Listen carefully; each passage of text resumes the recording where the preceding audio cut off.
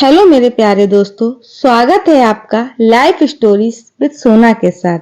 एक और प्यारा सा रिश्ता पति पत्नी का खट्टा मीठा नोक झोंक भरा आपके लिए प्रस्तुत करती हूँ।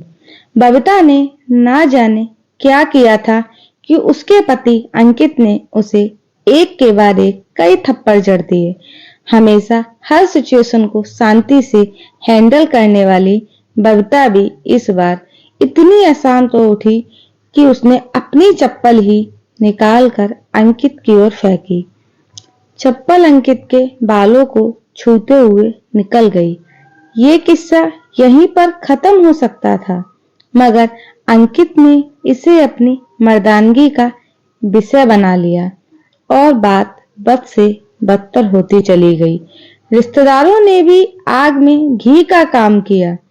किसी ने कहा, जो औरत अपने पति को चप्पल से मार सकती है वो ना ही तो वफादार हो सकती है और ना ही पतिव्रता। ऐसी औरत परिवार ही नहीं पूरे समाज पर कलंक की तरह है। बबीता के पक्ष वाले कहाँ पीछे रहने वाले थे। किसी ने कहा, 21वीं सदी में भी जो अपनी पत्नी के साथ मारपीट करते हैं उन्हें तो जेल भेज देना चाहिए। तो कोई कहता है, जरूर उसका कोई और पसंद आ गई होगी इसलिए अब पत्नी से मारपीट करने लगा है। बात कोर्ट तक पहुंच गई। दोनों पक्षों ने एक दूसरे के खिलाफ केस फाइल कर दिया। अंकित ने चरित्रहीन होने का तो बबीता ने दहेज और शारीरिक उत्पीड़न का आरोप लगाया। 2 वर्षों से अधिक समय के लिए केस चला था। इन 2 वर्षों के दौरान दोनों पति पत्नी अलग अलग रह रहे थे। इन 2 वर्षों के दौरान दोनों पक्षों के समर्थकों की संख्या कम हो गई थी। पहले जहां दोनों पक्षों में समर्थकों का समूह होता था, अब गिने चुने लोग रह गए थे। अंकित और बबीता दोनों की आर्थिक स्थिति भी इस समय के दौरान नीचे गिर चुकी थी। जिन्हें वो अपना शुभचिंतक समझ रहे थे, पैसों की बात आते ही उन्होंने भी अपना पलड़ा झाड़ लिया था। अगर कोई देने को राजी भी हुआ तो मोटे ब्याज की शर्त पर। आखिरकार वही हुआ जो सब चाहते थे, डाइवोर्स। हर कोई खुश था। दोनों पक्षों के रिश्तेदार, उनके माता पिता और दोनों के वकील। लेकिन 7 साल की सुखद शादी और एक सुंदर बेटी होने के बाद मिले इस डाइवोर्स से बबीता मौन थी और अंकित शांत। शायद ये एक इत्तेफाक ही था कि इस खुशी को मनाने के लिए दोनों पक्ष के लोग एक ही चाय की टपरी पर बैठे, आमने सामने। इत्तेफाक इसलिए क्योंकि ज्यादातर लोग जो एक दूसरे के विरोध पक्ष को सपोर्ट कर रहे थे, वे एक दूसरे को अच्छे से जानते भी नहीं थे। अंकित और बबीता भी इन सभी से दूर एक दूसरे के सामने मेज पर बैठे। बबीता ने अंकित से कहा, अब तो खुश हो गए ना, तुम्हारे मन की जो हुई है मुबारक हो। तुम भी तो आज जीत गई हो मुझसे, तलाक तो तुम्हें भी मिल गया है। Congratulation to you.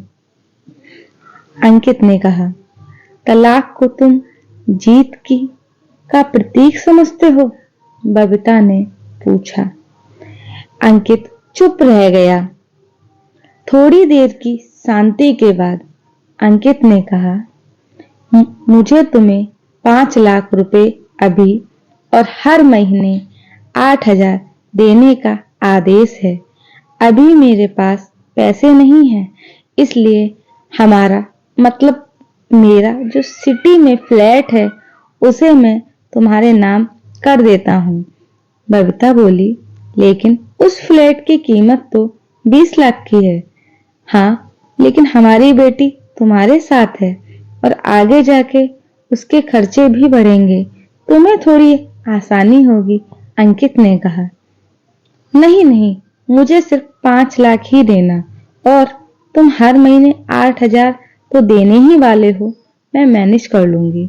अगर 5 लाख नहीं है तब भी कोई बात नहीं, बबीता बोली। दोनों फिर से शांत हो गए। अंकित सोचने लगा, कितनी भोली और समझदार है ये औरत, जो कुछ समय पहले तक मेरी पत्नी थी और अब अनजान। ये वही है जो कम से कम खर्चे में घर चलाती और पैसे बचाकर मेरे जन्मदिन पर, बर्थडे पर हमेशा मेरे लिए नए कपड़े खरीद लाती। कभी बीमार भी हो जाती तो पैसे बचाने के लिए मुझे मालूम न होने देती और घरेलू नुस्खों से अपना इलाज कर लेती। मगर घर में कोई और बीमार होता तो तुरंत डॉक्टर के पास लेकर चली जाती। मेरी ही मति मारी गई थी। मैं ही अपनी झूठी मर्दानगी के चक्कर में इतनी बड़ी गलती कर बैठा।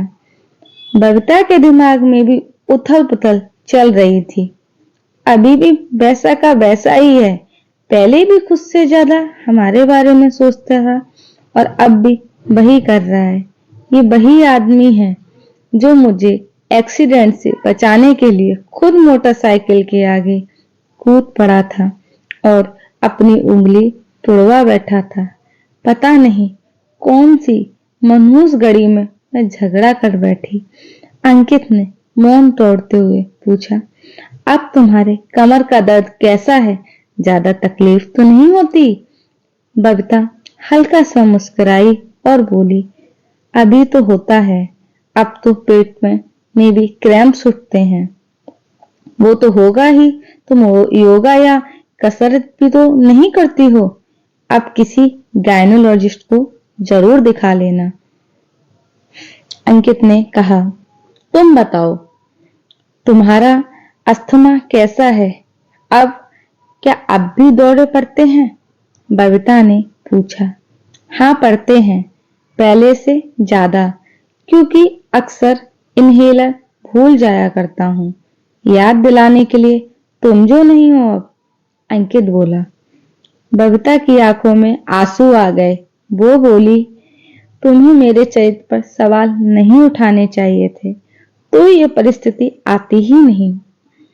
हाँ मैं जानता हूँ तुम बहुत अच्छी हो। मुझसे गलती हो गई, बहुत बड़ी गलती। मैं लोगों के बहकावे में आ गया था। अंकित बोला, तुमने भी तो मुझ पर दहेज का इल्जाम लगाया था। अंकित फिर बोला, गलत था और इस बात का मुझे भी पछतावा हुआ है, बबीता ने कहा। अंकित कुछ कहना चाह रहा था लेकिन हिचकिचा रहा था। बबीता ने पूछा, कुछ कहना चाहते हो? अंकित बोला, क्या सब पहले जैसा नहीं हो सकता? क्या मतलब? बबीता बोली, मतलब कि हम फिर से पहले की तरह पति पत्नी बनकर, सच्चे दोस्त बनकर नहीं रह सकते? अंकित बोला।